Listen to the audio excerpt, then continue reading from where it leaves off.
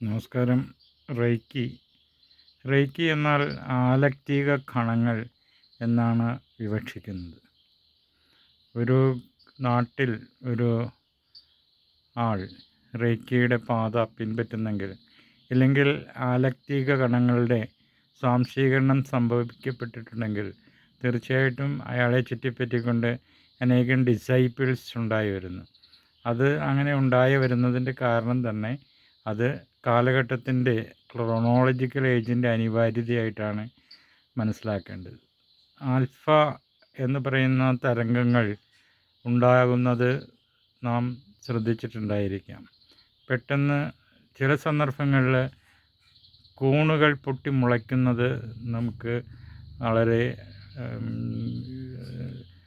ഒരു കൗതുകമുണർത്തുന്ന ഒരു കാര്യമാണ്. കൂണുകൾ ജനിക്കുന്നത് തണ്ടർ ലൈറ്റ്നിങ്ങിൻ്റെ ഭാഗമായിട്ട്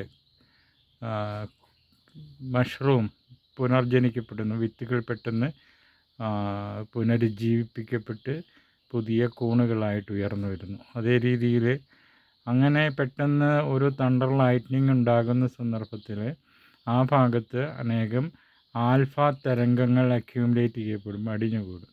അതുകൊണ്ടാണ് പെട്ടെന്ന് അത് വളരെ ദ്രുതഗതിയിൽ വളർന്നു വരുന്നത്.